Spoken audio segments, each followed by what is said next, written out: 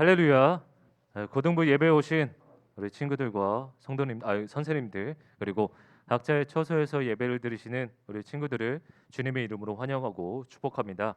이 시간 같이 기도하심으로 예배를 시작하도록 하겠습니다. 기도하시겠습니다. 우리 삶을 주관하시고 죽은 하나님이 아닌 우리 삶을 인도하시는 살아계신 하나님 앞에 주의 날에 이렇게 함께 모여 찬양하며 예배할 수 있는 귀하고 복된 시간을 주심에 하나님 아버지 감사를 드립니다. 우리가 나를 속량하시고 비참한 인생 가운데 나를 구원하신 그 십자가의 사랑과 그 은혜에 힘입어 우리가 이 자리에 모였고, 코로나가 득세하고 있는 상황 가운데 임에도 불구하고 우리가 이 자리에 나와 하나님을 사모하고 사랑하는 마음으로 이 자리에 나왔습니다. 주의 종들이, 주의 백성들이 하나님을 사모하는 마음으로 이 자리에 나왔는데, 정말 이들의 예배와 그 간절한 고백들, 신앙 고백들을 하나님 받아 주시옵시고, 이들의 그 마음을 오직 주님의 그 향기의 제사로 주님 앞에 드리오니, 그리고 각자의 처소에서 마음을 다하여 드리는 우리 친구들의 그 예배를 하나님 받아 주시옵시고, 정말 이 일주일의 인생 가운데 우리가 때로는 죄로 말미암아 우리 심령이 어려워지고 상처받고 무너지고, 때로는 예수님과의 거리를 두며 세상과 가까이하며 살았음을 보게 됩니다. 그럼에도 불구하고 우리가 이렇게 주의 날을 생각하고 주님을 사모하는 마음으로 이 자리에 모였으니, 우리들의 마음 가운데 주를 향한 그 향기로운 제사가 넘쳐날 수 있도록, 정말 주를 향한 그 사랑의 은혜들이 넘쳐날 수 있는 복되고 귀한 예배의 시간이 될 수 있도록 축복하여 주시옵소서. 감사드립니다. 예수님의 이름으로 기도하옵나이다. 아멘. 사도신경 하심으로 신앙 고백을 드립니다. 나는 전능하신 아버지 하나님, 천지의 창조주를 믿습니다. 나는 그의 유일하신 아들 우리 주 예수 그리스도를 믿습니다. 그는 성령으로 잉태되어 동정녀 마리아에게서 나시고 본디오 빌라도에게 고난을 받아 십자가에 못 박혀 죽으시고 장사된 지 사흘 만에 죽은 자 가운데서 다시 살아나셨으며 하늘을 오르시어 전능하신 아버지 하나님 우편에 앉아 계시다가 거기로부터 살아있는 자와 죽은 자를 심판하러 오십니다. 나는 성령을 믿으며 거룩한 공교회와 성도의 교제와 죄를 용서받는 것과 몸의 부활과 영생을 믿습니다. 아멘.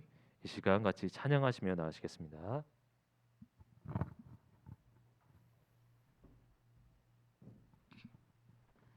파편고등부에 나오신 여러분들 환영합니다. 우리 같이 찬양 드리면서 하나님께 나아가도록 하겠습니다.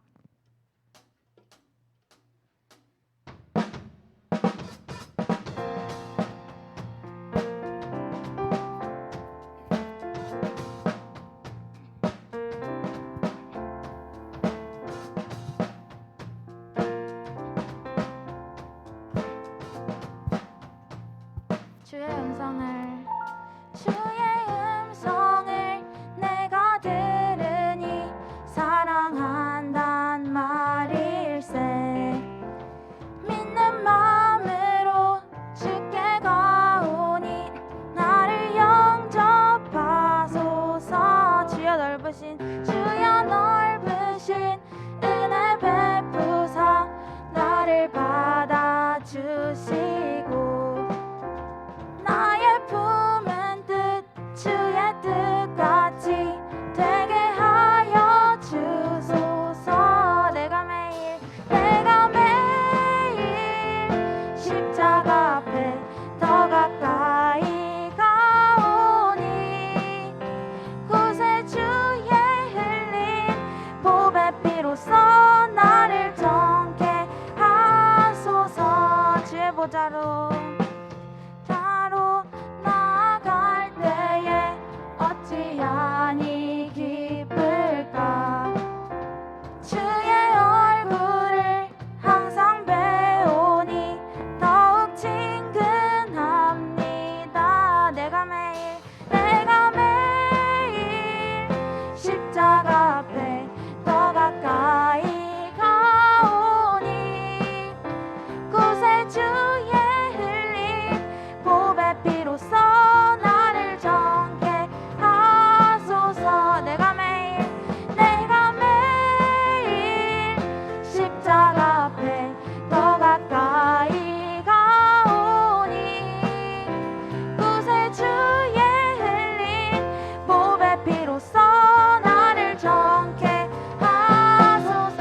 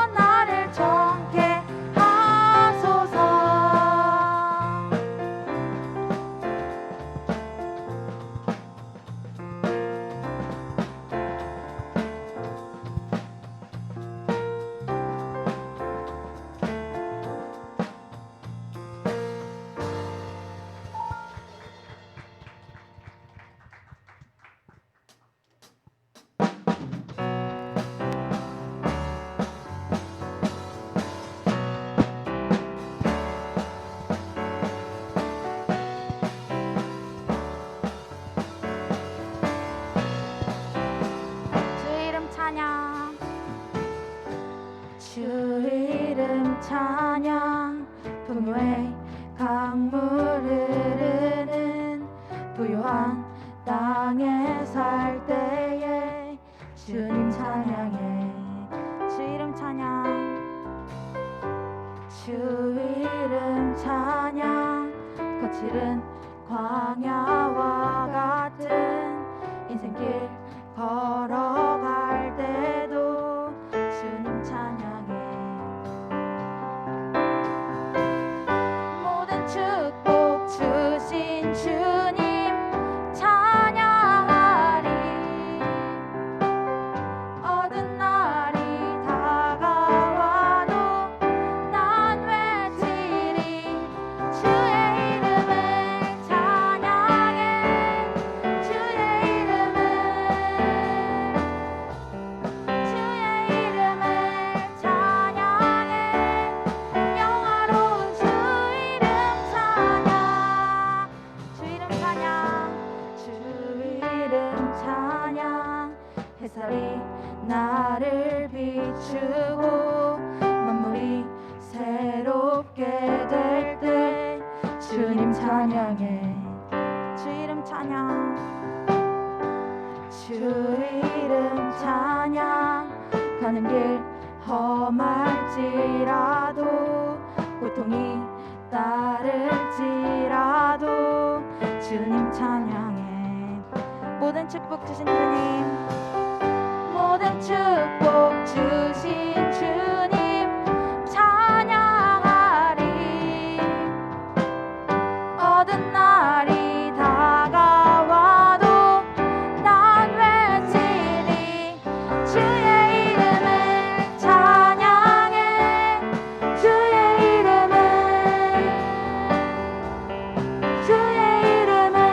찬양해. 영화로운 주 이름 찬양. 주의 이름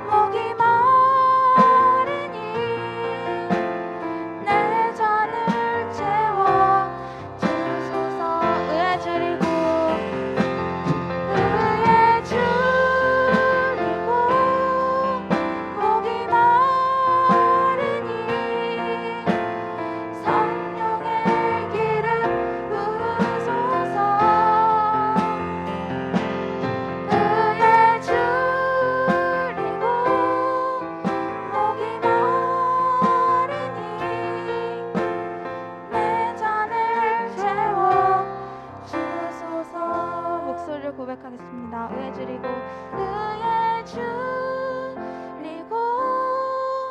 목이 마르니 성령의 기름 부소서 의에 줄이고 목이 마르니 내 잔을 채워 주소서. 이 시간 이렇게 기도하기 원합니다. 세상에서 마음이 상했을 때 우리가 의지할 곳은 주품밖에 없다는 것을 온전히 믿게 해달라고. 세상 끝날까지 주가 정해놓으신 그 길을 믿고 주 뜻대로 살아가겠다고. 주가 주신 사랑을 알고 주 이름을 찬양하며 나아가겠다고 다 함께 기도드리겠습니다. 기도하겠습니다.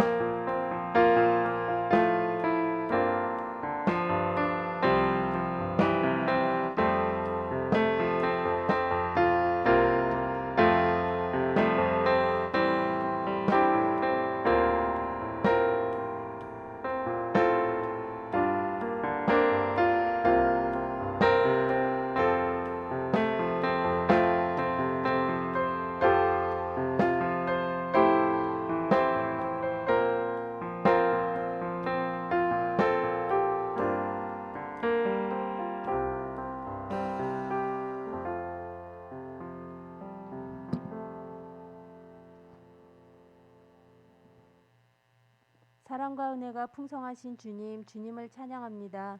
지난 한 주간도 저희의 삶을 돌보시고 인도해 주시며 주일을 맞아 예배로 모이게 하시니 감사합니다. 코로나로 인하여 삶의 모습도 예배의 모습도 많은 변화가 있는 지금이지만 주님을 사모하는 마음만은 변치 않도록 날마다 깨우쳐 주시길 간구합니다. 한 주간 주님의 뜻에 합당하게 살지 못하고 세상의 방법에 의지하여 살았던 저희의 모습을 회개하오니 용서하여 주시옵소서. 오늘 주시는 말씀을 통하여 저희를 죄의 길이 아닌 생명의 길로 인도하여 주셔서 주님 안에서 참 기쁨과 평안을 누리게 하여 주시옵소서. 인생에서 중요한 시기를 보내고 있는 화평 고등부 친구들이 주님 말씀으로 위로받고 도전받아 주님 주시는 비전을 품고 미래를 준비하게 하여 주시옵소서. 고등부 친구들 모두를 주님의 강한 손 위에 올려드립니다. 두려움도 어려움도 주님께서 물리쳐 주셔서 그들의 삶의 순간마다 주님께서 동행해 주심을 체험하게 하여 주시옵소서. 오늘 말씀을 전하실 박유한 전도사님께 성령의 능력을 더딥히시어 생명의 말씀 전하게 하시며 듣는 저희들 하나님의 뜻을 알고 변화되게 하여 주시옵소서. 예배를 위해 찬양으로 미디어로 교사로 섬기는 손길을 기억하여 주시며 그들의 마음에 순종의 기쁨이 넘치게 하여 주시옵소서. 모든 영광 주님 받으시길 원하며 변치 않으시는 예수님 이름으로 기도합니다. 아멘.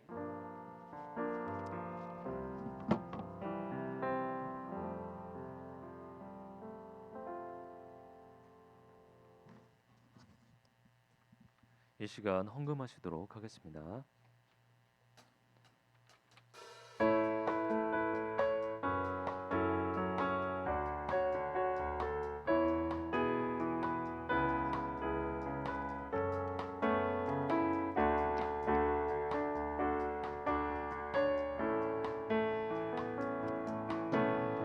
나의 가장 낮은 마음 주님께서 기뻐하시고 작은 일에 큰 기쁨을 느끼게 하시는도다. 우리에게 축복하신 하나님 사랑 낮은 자를 높여주시고 아름다운 하늘나라 허락하시고 내 모든 것 예비하시네 찬양함의 기쁨을 감사함의 평안을 간구함의 하나님 알도록 하셨네 찬양함의 기쁨을 감사함의 평안을 함의 하나님 알도록 하셨네. 아멘. 헌금 기도하시겠습니다. 우리의 삶 가운데 지금까지 인도하시고 지금까지 우리의 가정과 가진 그 모든 것들을 우리에게 축복하시고 우리를 구원하신 그 은혜에 힘입어 우리의 가진 그 재물의 일부분을 마음을 다하여 하나님의 주권을 인정함으로 헌금을 드립니다. 하나님, 우리들이 이 시간 주님을 사모하고 사랑하고 감사하는 마음으로 하나님께 예물을 드렸는데 우리들의 삶과 그 모든 영역 위에 하나님께서 축복하시고 붙들어 주셔서 그들이 하늘마다 주님 안에서 형통케 되는 복을 누릴 수 있도록 주님 축복하여 주시옵소서. 하나님의 백성들이 이 삶을 살아갔을 때 세상과 학교와 직장과 어느 곳에서든지 주님께서 그 영혼들과 동행하시어 그들이 하나님마다 주님 안에서 하나님의 그 빛과 소금의 역할들을 잘 감당하여 어디를 가든지 빛나고 어디를 가든지 인정받을 수 있도록 우리 친구들, 우리 선생님들 축복하여 주시옵소서. 간절히 원하옵기는 우리들의 마음 가운데 의에 줄이고 목이 마른 우리 심령들 주님의 은혜와 사랑으로 말미암아 이 시간 말씀이 선포될 때 그 심령이 살아날 수 있는 말씀의 시간이 될 수 있도록 인도하여 주시옵시고 우리가 다시 한번 주님 앞에 나아가 주님을 찾고 부르짖고 주님을 사랑하오니 우리들의 마음 가운데 주를 향한 사랑과 감동이 넘쳐날 수 있도록 하나님 인도하여 주시옵소서. 말씀을 전할 때 구원의 감격과 그 은혜 속에서 살아계신 하나님의 마음을 살아계신 그 하나님의 말씀을 증거하오니 우리 말씀을 듣는 우리 심령들 그 말씀이 살아 역사할 수 있도록 그 심령을 쪼개므로 말미암아 그들이 주님을 더더욱 알아가고 사랑할 수 있는 귀하고 복된 시간이 될 수 있도록 인도하여 주시옵소서. 예수님의 이름으로 기도하옵나이다. 아멘. 오늘 주신 하나님의 말씀은 시편 74편 1절에서 9절의 말씀입니다.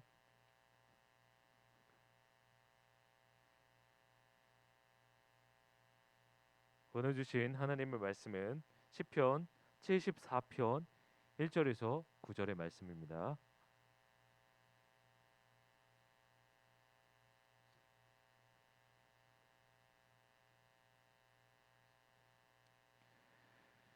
(74편) 1절을 제가 먼저 읽도록 하겠습니다. 교독하시도록 합니다. 하나님이여 주께서 어찌하여 우리를 영원히 버리시나이까? 어찌하여 주께서 기르시는 양을 향하여 진노의 연기를 품으시나이까?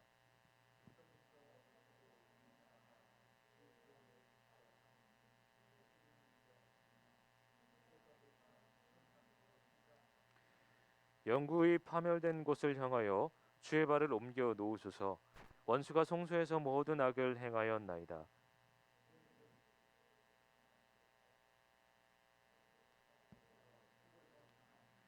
그들은 마치 도끼를 들어 삼림을 베는 사람 같으니이다.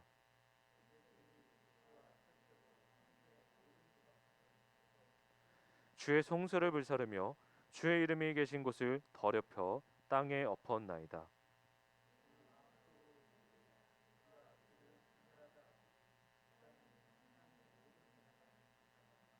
같이 읽겠습니다.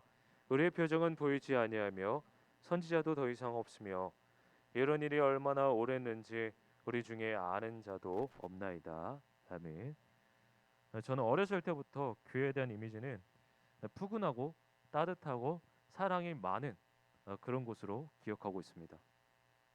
교회는 편안한 곳이고 밤 늦게까지 행복하고 즐겁게 놀 수 있는 곳인 것이죠.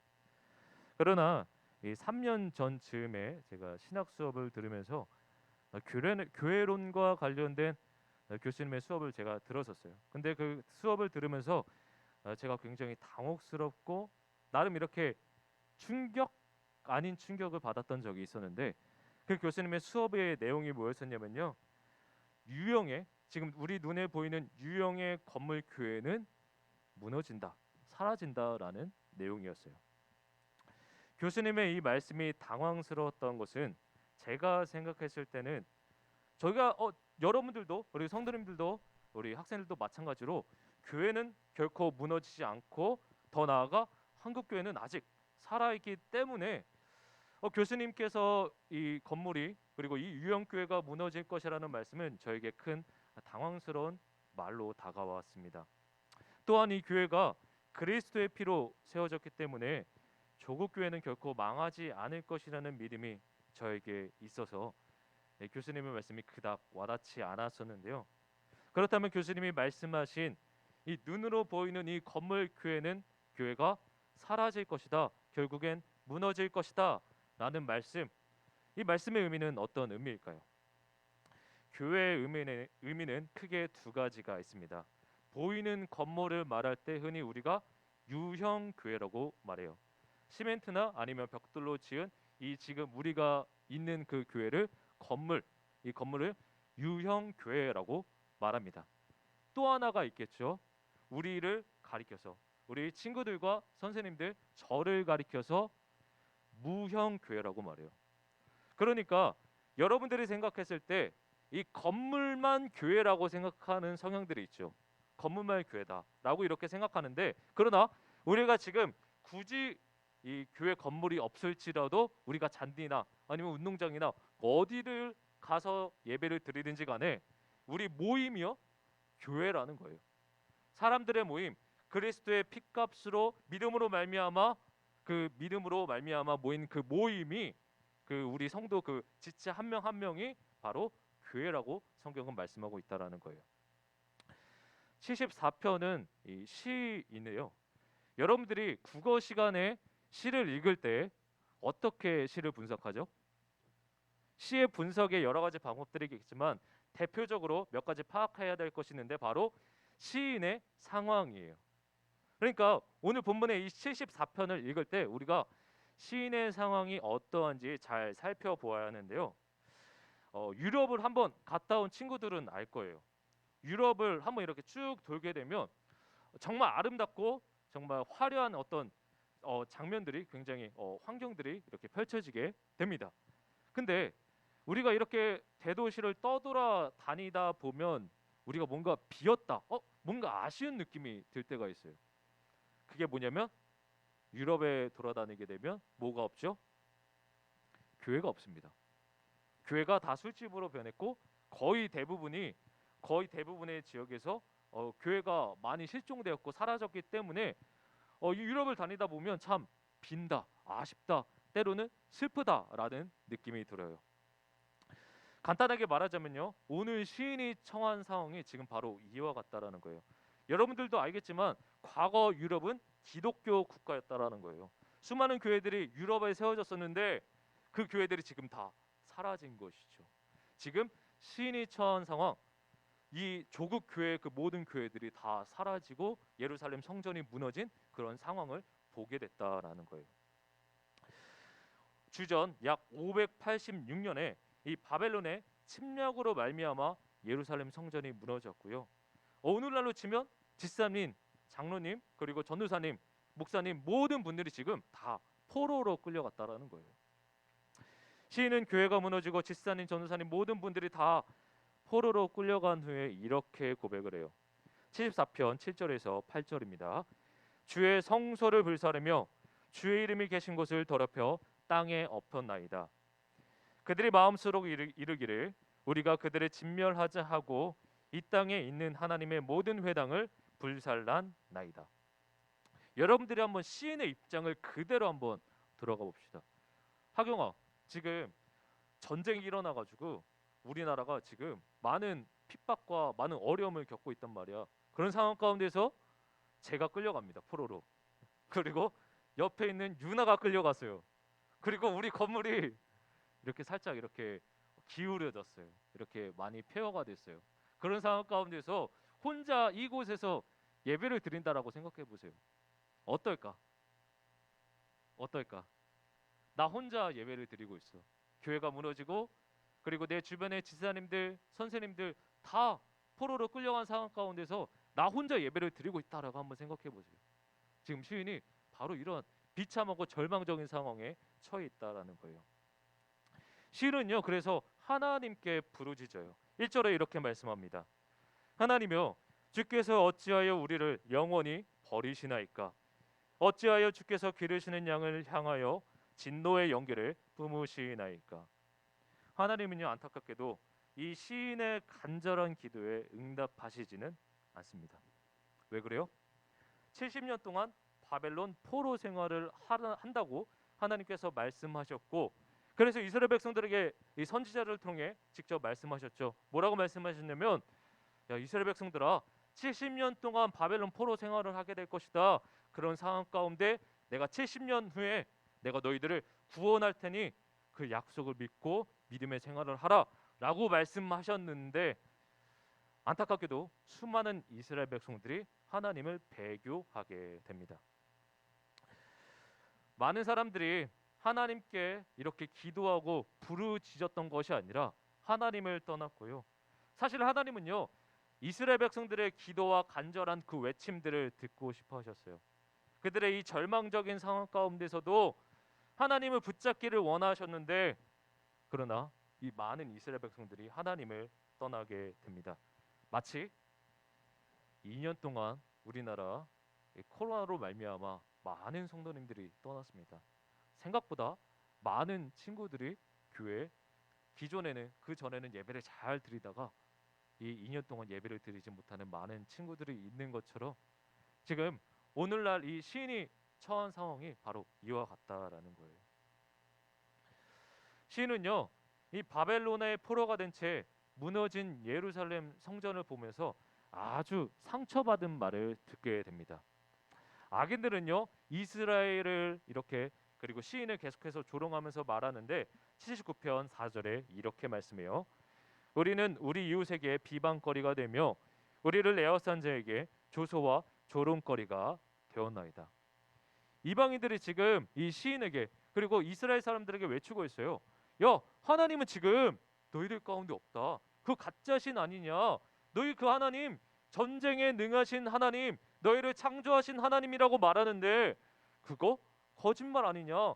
진짜로 너희를 창조하고 너희를 사랑한 하나님이었다면 너희가 바벨론 포로로 살지 않았을 텐데, 우리의 포로로 살지 않았을 텐데 너희 지금 우리 조병 노릇하고 있어 라고 지금 조롱하고 조소하고 있다라는 거예요.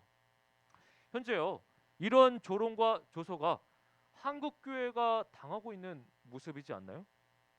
현재 한국 교회가 코로나로 인해 많은 조롱을 당했어요. 제가 인터넷을, 네이버를 켤 때마다 진짜 싫고 너무나도 거북하고 힘들었던 부분이 뭐였냐면, 교회 코로나 관련된 얘기만 나오면, 그리고 교회 관련된 뉴스만 나오면 그 밑에 댓글들이 뭐였는지 아세요? 여러분들도 다 아실 거예요. 다 욕하는 거예요. 다 조롱하는 거예요. 제가 그거를 보고 있자니 하나님의 이름이 이렇게 땅에 떨어졌구나. 그리고 저 스스로도 이 코로나 상황 가운데 더더욱 이 사랑을 베풀고 사랑으로 나아가야 되는데 우리가 그러지 못했구나. 이 두 가지 마음이 저의 마음 가운데 있었다라는 거예요. 특히 2년 동안 이 그리스도인으로 방역 수칙을 지키면서 예배를 드릴지라도 많은 비난과 조롱을 들었어요. 거의 모든 교회가 방역 수칙을 잘 지키면서 예배를 드렸어요. 거의 모든 교회, 한두 교회 제외하고 거의 모든 교회가 방역 수칙을 굉장히 잘 지켰음에도 불구하고 한두 교회를 꼭 집어가지고 이 교회가 전체인 것 마냥 매도하면서 비난했다라는 거예요. 제가 몇 개의 비난의 글들을 한번 가져와 봤는데요. 한번 제가 보여드리겠습니다. 제가 읽어드릴게요.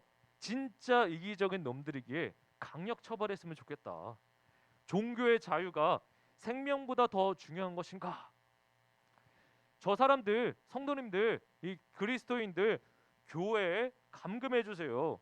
이웃이 아닌, 이웃 사랑이 아닌 신앙을 택했고 우리는 그들로부터 보호받을 권리가 있습니다. 이제 교회의 인식은 이기적인 이익 집단이라는 게 널리 인식되겠네요. 하느님을 믿는 것이 아니라 돈을 하늘같이 섬기는 교회, 이런 낙인은 자기들 스스로 찍은 것입니다 라고 말하면서 아주 거세게 2년 동안 교회를 비난한 그런 말들을 저는 너무나도 많이 들었었어요. 이 사람들의 주장을 간단하게 좀 요약을 하자면 이 주장이에요. 야, 너희들 모여서 지금 이 화평교회 모여서 예배하는 거 옆 주변의 친구들, 이웃들에게 생명의 위협이 되고 있어 라고 말하는 거예요. 그러니까 채원아, 너가 지금 예배 드리는 거, 너가 이 예배 드림으로 말미암아 주변 친구들 혹은 가족들 아니면 다른 사람들에게 생명의 위협을 주고 있다라는 게 이 사람들의 논리라는 거예요. 너희가 코로나의 근원이다, 너희 때문에 코로나가 퍼졌어라는 비난도 많이 있었죠. 여러분들 근데 팩트를, 사실을 좀 점검할 필요가 있어요. 2년 동안에 제가 기억하는 몇 가지 사건들이 있습니다. 그게 뭐냐면 분당에서 소금을 뿌리면서 한 목사님이 이렇게 해가지고 수십 명의 성도님들이 확진된 거, 그리고 성가대 확진자도 있었고요. 수련회 가서 코로나 걸린 사람들도 있었습니다. 그 외에도 기타 확진자까지 다 합해가지고 몇 명일까요? 수백 명 정도가 될 거예요. 뭐 대략적으로 한 2, 300명, 한 500명, 뭐 한 500명, 한 7, 800명 이 정도로 잡읍시다. 현재 확진자 몇 명이죠? 현재 확진자 제가 조사한 바로는 2월 6일인가요? 그때 100만 명이 넘었고요. 그리고 지금까지 합하면 누적 200만 명이라고 해요. 여러분들 한번 생각해 보세요. 교회 안에서 코로나 퍼진 그 사례는 손가락에 셀 수 있을 정도로 굉장히 적습니다. 200만 명 중에 몇 분의 몇이에요? 만 분의 1이에요. 보통 여러분들 확률을 얘기할 때 만 분의 1이요, 0.01%는요 확률로 여기지 않습니다. 그러니까 0.01은 유의미한 숫자가 아니에요. 의미 없는 숫자라는 거예요. 근데 언론에서 뭐라고 말하죠? 이 0.01% 무의미한 숫자를 일반화, 이렇게 모든 그리스도인이라 지칭하면서 야, 너희들 지금 예배 드리는 거 잘못됐다, 너희들 예배 드림으로 말미암아 지금 코로나 퍼졌다라고 언론에서 2년 동안 아주 때리고 공격했습니다. 언론이 이런 무의미한 숫자들을 모든 기독교인으로 포장하여 위협했다라고 언론에 계속해서 뉴스에서 이렇게 배포했었어요. 예배를 드린다라고 해서 누군가를 위협하는 것일까요? 정확한 팩트는 언론의 보도는 과장된 말도 안 되는 보도였다라는 거예요. 모든 원인을 교회에 돌리려고 했었죠. 주변 학교, 학원, 지하철, 그리고 우리가 다니는 그 공공시설들, 그곳에서 수천 명, 수만 명, 수십만 명이 확진됐음에도 불구하고 교회에서 가끔씩 이렇게 터지는 한두 명, 그 한두 명으로 인해 우리가 마치 전체 그리스도인이 문제인 것 마냥 비난하시죠. 여러분들, 교회에서 예배를 드린 것이 누군가에게 위협을 주지 않는다라는 거예요. 이들은 위협을 준다라고 주장하는데 정작 숫자, 수학의 그 확률은, 그리고 퍼센테이지는 거짓말하지 않죠. 숫자는 거짓말하지 않아요. 퍼센테이지로 봤을 때 유의미한 숫자가 아니라 의미가 없는 숫자였다라는 거예요. 우리가 이곳에서 드리는 예배가 누군가에게 해가 되지 않습니다. 위협을 주지 않는다라는 거예요. 그럼에도 불구하고요, 우리는 예배를 드릴 때 정말 조심해야 됩니다. 왜냐하면 내가 코로나 걸림으로 말미암아 내 주변의 사람들에게 피해를 줄 수 있고 짐이 될 수 있기 때문에, 더 나아가서 그리스도인이 코로나 걸리면 뒤에서 이렇게 욕하는 경우가 있어요. 그래서 우리가 그들의 마음을, 그들의 영혼을 긍휼히 여기는 마음으로 우리가 코로나로부터 항상 조심해야 한다라는 것이에요.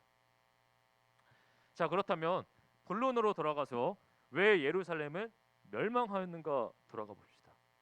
결론부터 말씀드리자면 이 예루살렘이 멸망한 이유, 예루살렘 성전 이스라엘 백성들이 포로로 끌려간 이유는요, 사랑에 실패했기 때문이에요. 즉 하나님과의 관계에서 실패함으로 얘들이 포로로 끌려갔다라는 거예요. 지금 우리 학교는 이라는 이 넷플릭스 드라마가 있어요. 이 드라마는 한 나라가 무너지는 과정을 유추할 수 있는 과정을 이 좀비물화 시켜가지고 사회를 비판하면서 영상을 이렇게 제작했는데요. 한번 이 영상을 보도록 하겠습니다.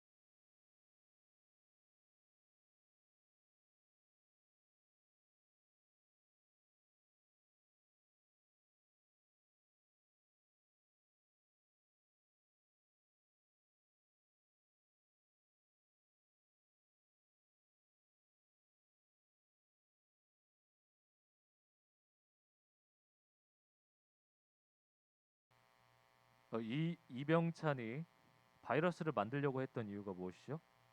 바로 아들이 괴롭힘을 당했기 때문이었어요. 그리고 학교와 국가와 선생님들이 이 이병찬의 아들을 보호하지 않습니다. 아들이 당하고 부당하게 이렇게 취급을 당하는데도 불구하고 경찰이 보호해주지 않고 오히려 그 이병찬을 몰아내는 그런 안타까운 상황이 이 영상에서 그려지죠. 돈 많은 사람인 죄를 지어도 법으로 보호해주고 돈 없는 사람은 그리고 힘 없는 사람은 이렇게 보호하지 못하는 그런 안타까운 상황. 정리하자면 이병찬은 지금 이렇게 바이러스를 만들고 이 나라를 무너뜨리려고 했던 그 이유가 뭐냐면 바로 이 나라 가운데 법이 무너졌다라는 거예요. 그리고 도덕이 사라졌고 그리고 이 학교 안에 사랑이 사라졌기 때문에 이 이병찬은 바이러스를 만들게 된다라는 거예요. 간디가 나라가 망하는 7가지 징조를 말했는데요.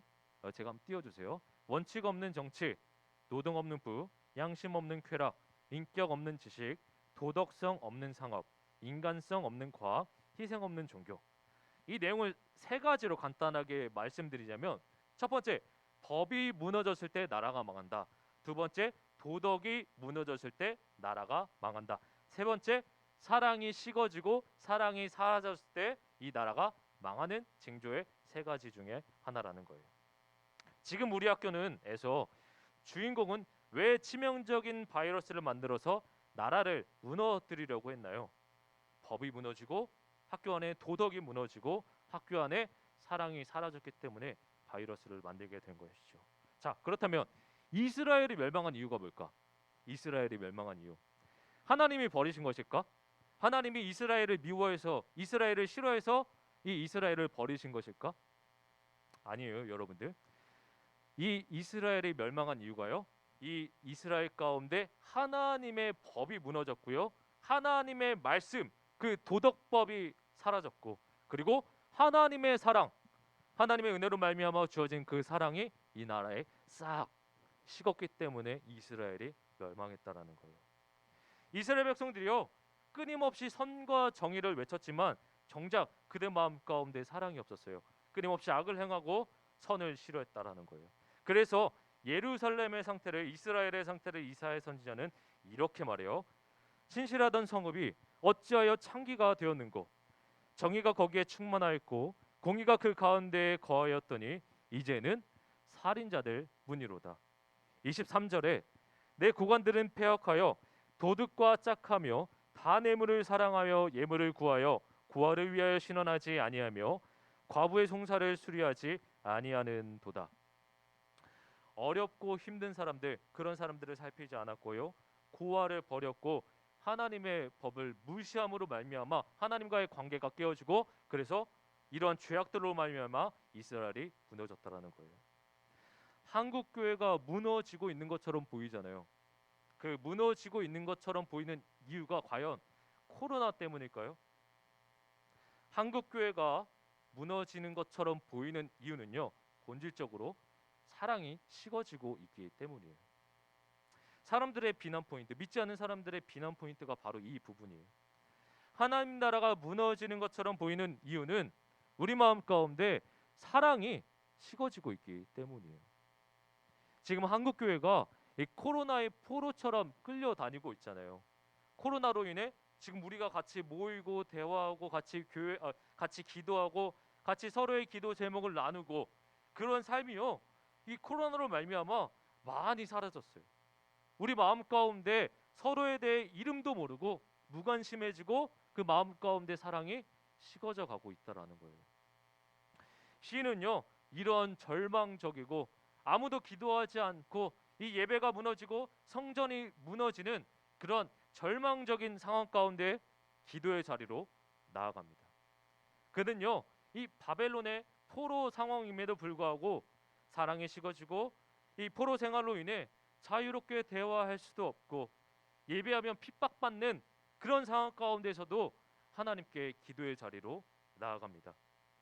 이방인들의 핍박, 같은 민족의 핍박으로 예배하고 기도하고 찬양하기 힘들 때가 정말 많았어요. 그럼에도 불구하고 시인은 하나님께 나아갑니다. 왜? 하나님께서 이 시인에게 구원을 주실 것이라는 것을, 하나님의 약속을 이루실 것이라는 것을 시인은 믿었기 때문이었어요. 여러분들, 우리가 코로나로 하나님께 예배를 드리지 못한다라는 핑계를 대지 마세요. 여러분들, 예배를 드릴 수 있는 방안들은 정말 많습니다. 제가 대표적으로 제가 코로나 때 교회가 이렇게 폐쇄되고 예배드리기 굉장히 힘들었었잖아요. 저는 매일매일 이 교회 앞에 가가지고, 교회를 들어간 건 아니었어요. 제 자동차를 끌고 가가지고 저는 그 자동차 안에서 조용히 기도하고 말씀 읽고 묵상하고, 정말 이 마음 가운데 오히려 코로나가 저에게 더 많은 큰 은혜와 사랑을, 하나님의 은혜를 경험할 수 있는 귀하고 복된 시간이었어요. 우리 마음 가운데 이 코로나로 말미암아 예배를 드릴 수 없다라는 그런 핑계는 잘못된 핑계예요. 좋지 못한 핑계예요. 그것은요, 하나님에 대한 사랑이 식어진 하나의 단순한 어처구니 없는 핑계일 뿐인 거예요. 코로나 때문에 예배할 수 없다라는 것은요, 어쩌면 거짓말일지도 모릅니다. 우리가 이곳에 나와서, 그리고 각자의 그 공동체 모임 속에서 서로를 위해 기도하고 서로를 위해 기도하고 교제하고 예배해야 한다라는 거예요. 왜 시인은 기도하러 갔나요? 자신을 속량하신 하나님의 은혜 때문이었어요. 우리가 왜 매일 기도하러 나아가야 되는 겁니까? 우리가 왜 매일 이 코로나 상황 가운데 임에도 불구하고 우리가 왜 매일 기도하러 나아가야 하나요? 죄악 가운데 더럽고 비참한 인생 가운데 나를 속량하신 그 예수님의 사랑, 그 예수님의 사랑 때문에 우리가 나아가는 것이에요. 가나안 성도를 한 번쯤은 들어보셨을 거예요. 가나안 성도란 교회에 실망하여 교회 출석도 싫고 예배드리지 않는 성도를 의미하는데요. 특히나 요즘에는 이 코로나 핑계로 가난한 성도들이 굉장히 많이 늘고 있다라고 해요. 참으로 안타까운 것은 교회를 떠나는 사람들의 이야기를 저는 참 많이 듣게 됩니다. 그들의 이야기를 저 또한 귀 기울여 듣고요. 그들의 마음을 한번 듣고자 이렇게 진지하게 그 이야기를 경청하게 되는데, 그들은요 나름대로의 많은 이유들을 갖고 있어요. 근데 그 이유를 좀 간단하게 정리하면, 그들이 교회를 떠난 가난한 성도가 된 결정적인 이유는 목사, 전도사, 그리고 성도가 사랑이 없기 때문이라는 것이 그들의 주된 이유라고 주장을 보통을 해요. 한마디로 교회 성도님들이, 교회 다니는 그 그리스도인들이 사랑이 없기 때문에 교회를 떠났다라고 이렇게 얘기를 하는 것이죠. 그런 영상이 준비되었는데요. 짧게 한번 보도록 할게요.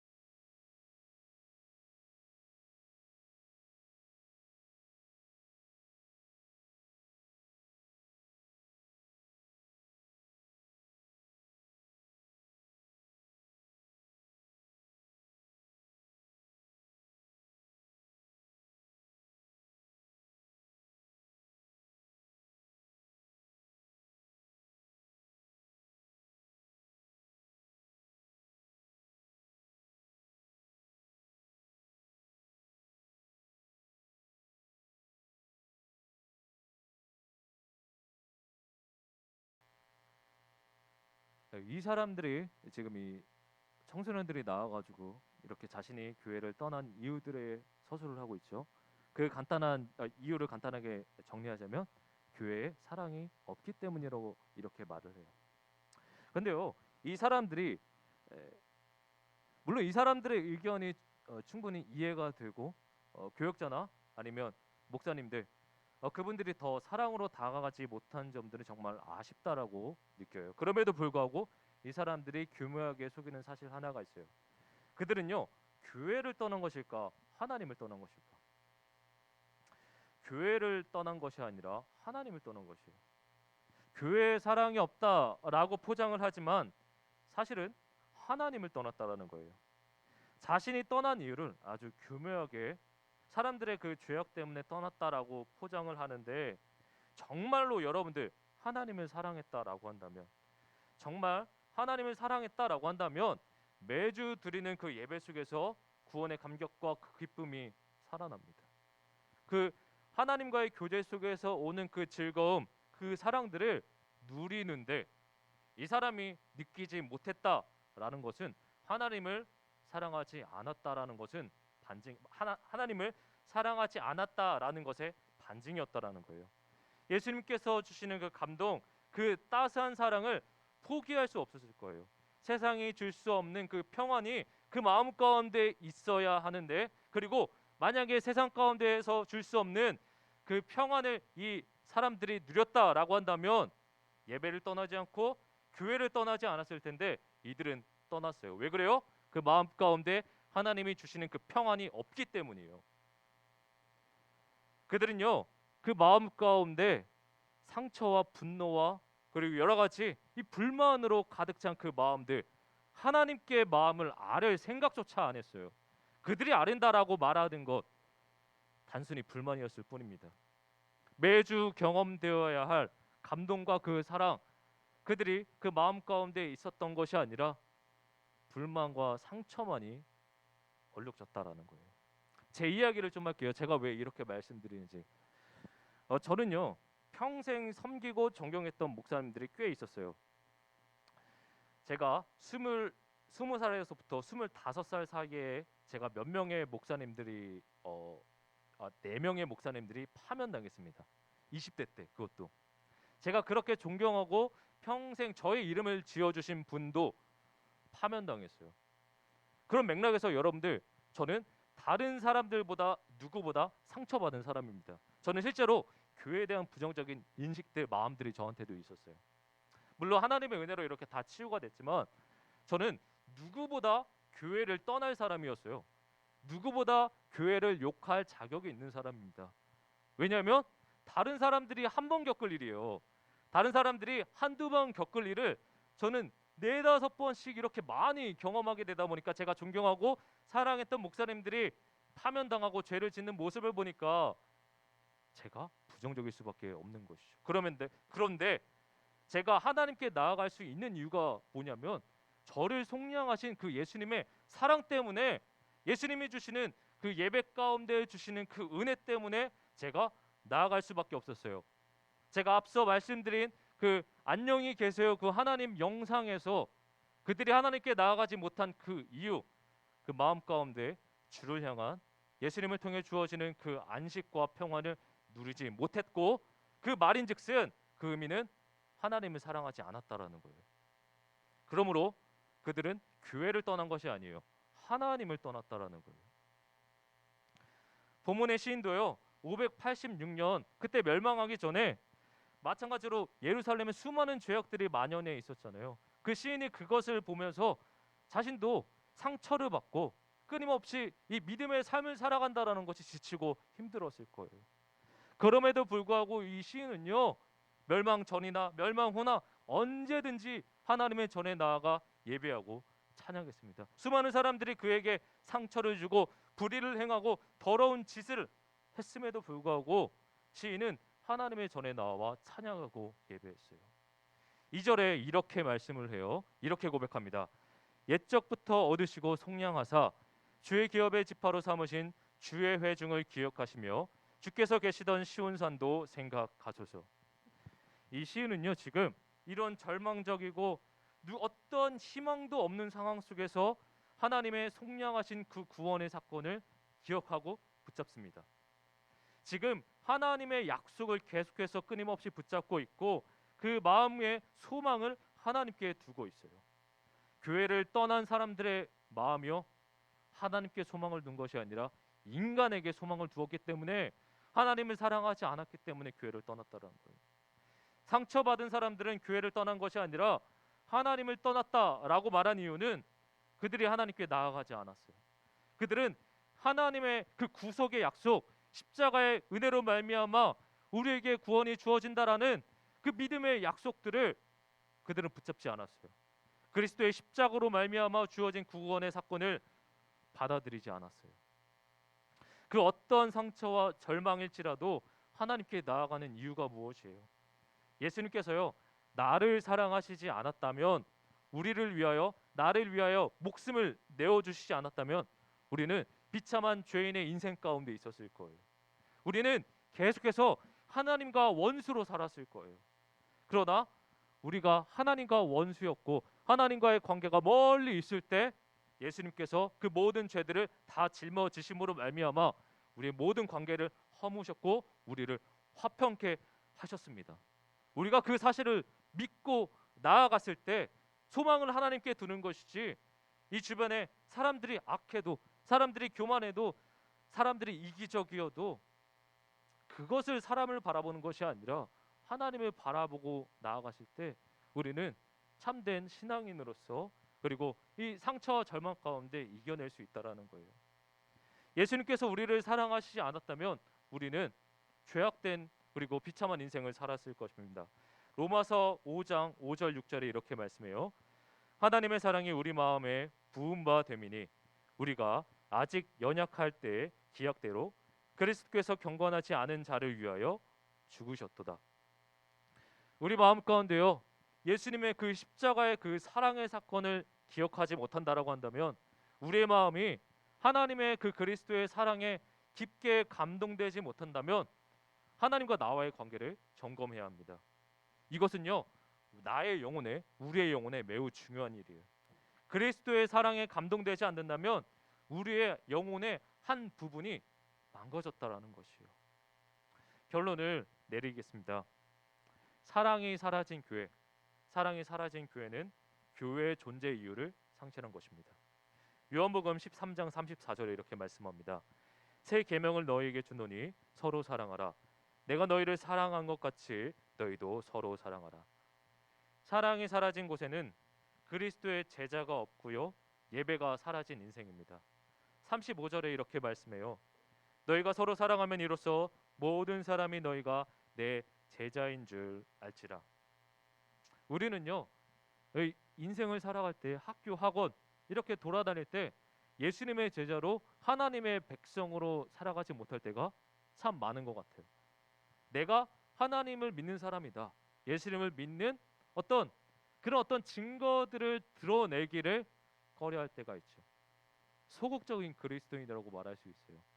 내가 누군가에게 복음을 전하기도 때로는 손해 볼까봐 두렵기도 하고, 이 코로나 상황 가운데 그리스도인에 대한 편견으로 말미암아 내가 그들에게 예수님을 전하는 것이 혹여나 나의 인생 가운데 피해가 될까봐 믿는 사람으로서 하나님의 백성으로 살아가지 못할 때가 참 많게 됩니다. 하나님의 긍휼하신 사랑이 우리 마음 가운데 끊임없이 주어지고, 그리고 그 십자가의 사랑이 우리 가운데 있음에도 불구하고 우리가 그 예수님의 그 십자가의 사랑을 잊을 때가 너무나도 많아요. 내 마음이 예수님의 사랑이 다 떠나서 예수님과의 관계가 너무나도 멀어져서 우리 마음이 식어지고 메마르고, 우리 마음 가운데 예수님의 그 갈망함, 그 마음이 우리가 적어질 때도 있다라는 거예요.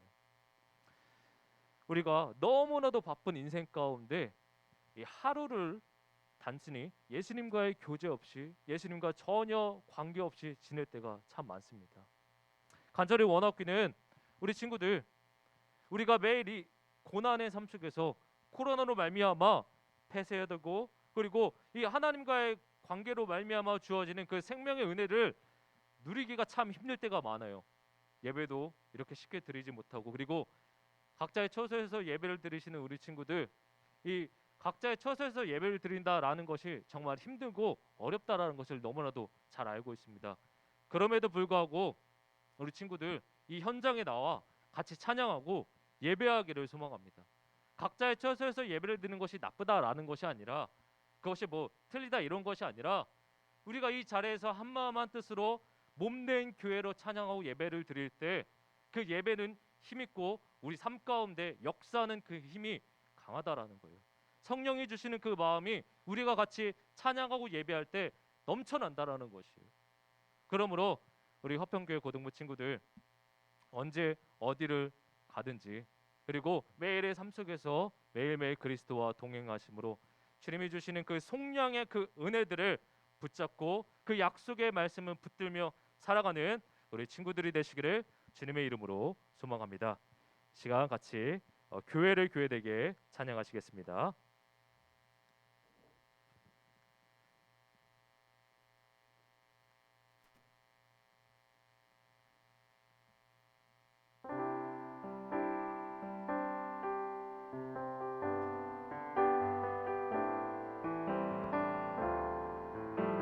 우리에게 소원이 하나 있네.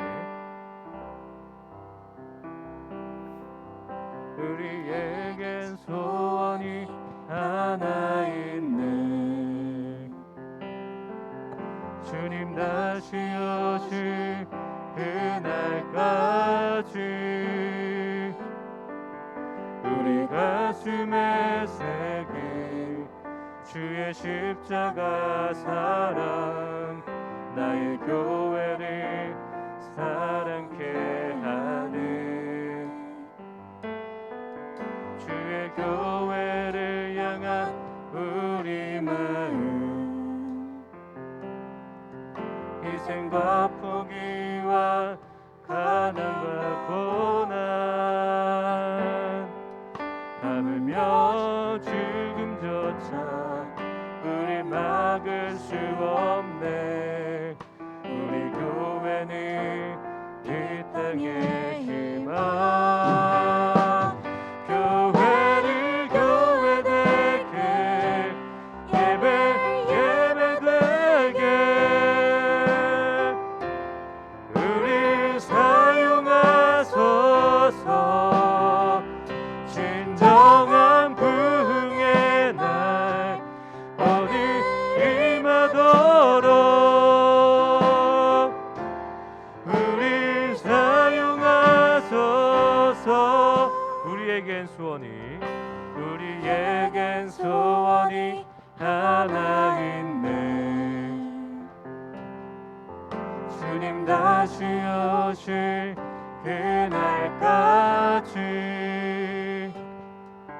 우리 가슴에 새긴 주의 십자가 사랑 나의 교회를 사랑케 하네.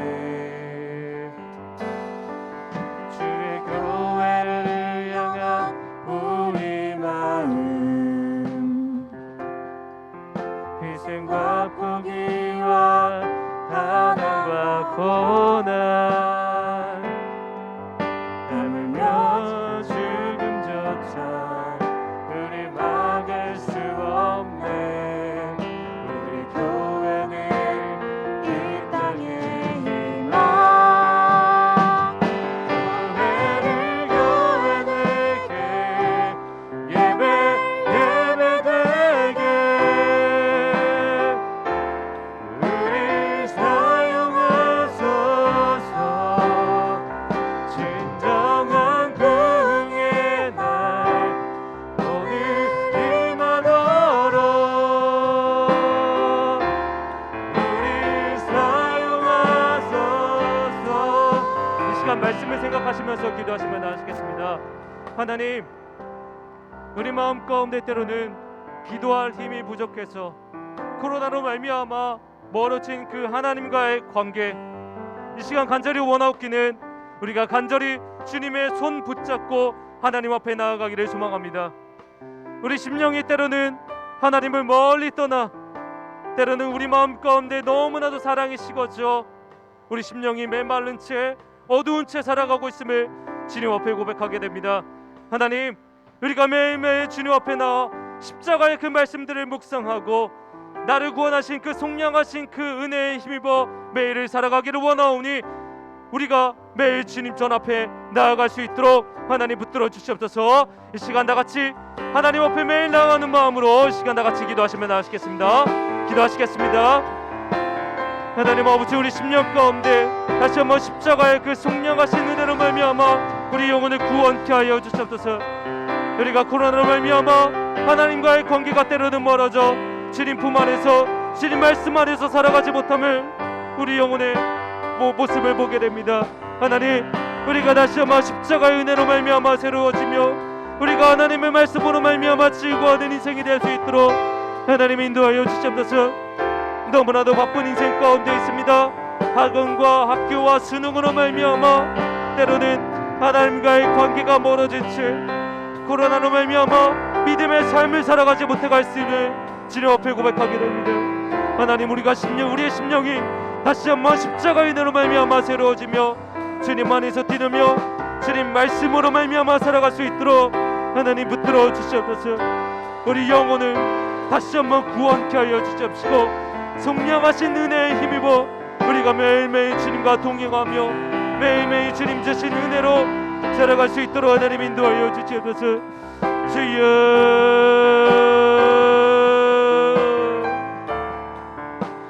하나님, 우리가 하나님의 은혜 없이 살아갈 수 없음을 고백합니다. 목마른 심령들 의에 줄이고 목마른 심령들을 주님의 피와 살로 우리의 마음을 채워주시옵시고 우리가 매일 주님 앞에 나아가 주님과 동행하며 주님을 사랑하며 의지하며 나갈 수 있는 우리 믿음의 공동체가 될 수 있도록 하나님 축복하여 주시옵소서. 우리 심령 가운데 다시 한번 십자가의 은혜가 넘쳐나기를 소망합니다. 속량하신 은혜를 묵상하며 속량하신 그 은혜의 약속들을 우리가 다시 한번 붙잡고 주님 앞에 나아가오니 우리가 주님과 동행하며 주님을 사랑하며 주님과의 교제에 임치며 매일매일 말씀을 묵상하며 주님의 품 안에 주의 날개 그늘 아래 거할 수 있도록 하나님 축복하여 주시옵소서. 하나님 아버지, 코로나로 말미암아 코로나를 핑계 삼아 하나님께 나아가지 못했고 2년 동안에 주변의 이웃들이 그리스도인이라는 이유로 그리스도인이기 때문에 예배를 드리는 것 그 자체를 혐오하고 미워한 그들에게 하나님의 사랑을 때로는 전하지 못했고 교회의 존재 이유를 망각하며 살았음을 주님 앞에 고백하게 됩니다. 우리 10년 가운데 십자가의 피값으로 세워진 그 하나님의 성전, 하나님의 성전을 그 성전 안에서 매일 주님과 동행하고 주님 품 안에 거하여야 할 우리 하나님의 백성들이 때로는 그 하나님의 전을 떠나 하나님의 집을 때로는 더럽게도 하고 하나님의 집을 떠나 살았을 때가 있음을 주님 앞에 고백합니다. 하나님, 우리가 다시 한번 십자가의 그 은혜에 힘입어 매일매일 주님 주신 은혜로 살아가며 속량하신 그 십자가의 그 능력들을 붙잡고 매일매일 예수님이 주시는 그 생명의 양식들을 찾고 또 찾음으로 말미암아 우리가 매일매일 주님과 동행할 수 있는 복되고 귀한 우리 믿음의 공동체가 될 수 있도록 주님 축복하여 주시옵소서. 우리가 학교나 학원과 이 바쁜 인생 가운데 때로는 하나님을 멀리 떠나 살아갈 때가 있지만 간절히 원하옵기는 우리가 언제 어디서든지 주님 말씀 기억하며 약속의 말씀들을 우리 마음 가운데 붙잡아 살기를 다짐 결심하며 주님 앞에 나아가오니 하나님, 우리 고등부 공동체를 축복하여 주시옵시고 언제 어디를 가든지 하나님께서 불꽃과 같은 눈동자로 우리 친구들과 우리 선생님들을 보호하셔서 우리가 어디를 가든지 하나님의 백성으로서 주님 품 안에서 뛰놀며 주님 말씀으로 살아갈 수 있는 우리 공동체가 되기를 소망합니다. 우리가 인생 가운데 우리가 이제는 세상으로 돌아갑니다. 이 세상으로 돌아가는 우리 친구들 주의 손길로 한 명 한 명 말씀으로 붙들어 주셔서 그들이 어디를 가든지 빛과 소금의 역할을 잘 감당하며 하나님의 마음을 증거하고 살아계신 하나님의 사랑을 증거하며 하나님의 이름을 높이는 우리 아름답고 복된 화평의 공동체가 될 수 있도록 주님 축복하여 주시옵소서. 감사드립니다. 예수님의 이름으로 기도하옵나이다. 아멘. 주기도문으로 예배를 바치도록 하겠습니다. 하늘에 계신 우리 아버지여, 이름이 거룩히 여김을 받으시오며 나라의 마옵시며 뜻이 하늘에서 이루어진 것 같이 땅에서도 이루어지이다. 오늘날 우리에게 일용할 양식을 주옵시고 우리가 우리에게 죄 지은 자를 사하여 준 것 같이 우리 죄를 사하여 주옵시고 우리를 시험에 들게 하지 마옵시고 다만 악에서 구하옵소서. 대개 나라와 권세와 영광이 아버지께 영원히 있사옵나이다. 아멘.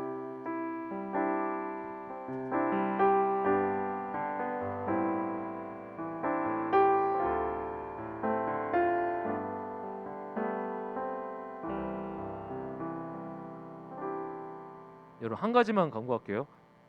지금 코로나가 굉장히 퍼지고 있습니다. 누적 확진자가 200만 명 정도고 우리가 매일매일 한 10만 명씩 대략적으로 10만 명씩이 이렇게 생겨나고 있는데 최소한 여러분들 우리 교회 안에서는 식사를 최대한 금지합니다. 최대한 먹지 마세요. 먹어도 한두 명 정도는 먹을 수는 있는데 근데 웬만하면 고등부 친구들은 좀 이렇게 아직 성인이 되지 않았습니다, 사실.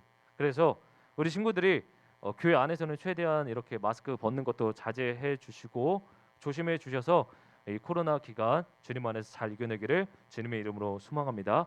이 시간 지사님, 네.